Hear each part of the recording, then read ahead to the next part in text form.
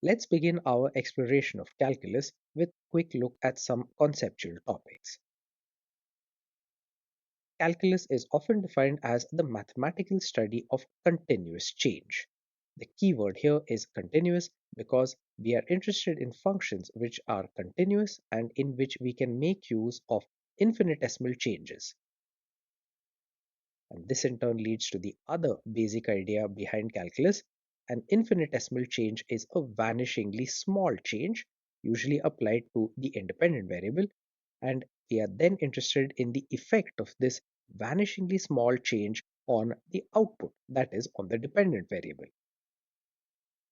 Given these infinitesimal changes in our x variable and the corresponding changes in the y variable, we can work with differential calculus and integral calculus.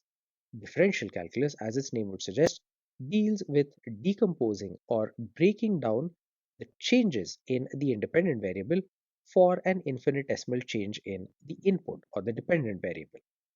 Integral calculus, on the other hand, goes in the other direction. Given a large number of changes, each of which has been created via an infinitesimal change, what happens if we sum all of those changes up? That is the foundation of integral calculus. And indeed, integration and differentiation are inverse operations of each other.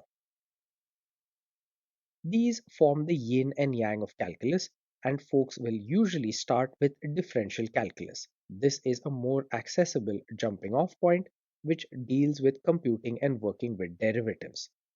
Differential calculus is also extremely widely used, and that's because derivatives help us to measure sensitivities or the changes in an output for a small change in an input.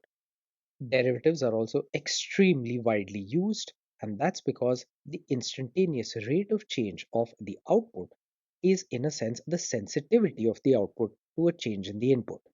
And the idea of a sensitivity has wide applications in fields ranging from risk management to calibrating machine learning models and optimization.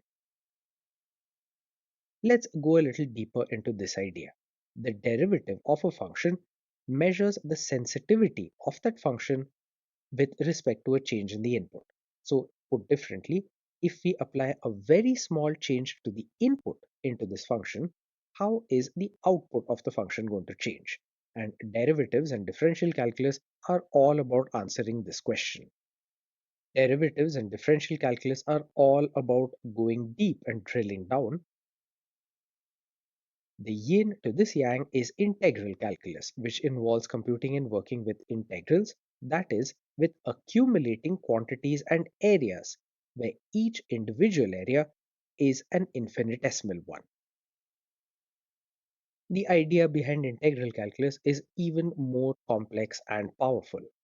Given a series of seemingly infinitesimally small changes, how is the output going to be affected if we accumulate all of those changes?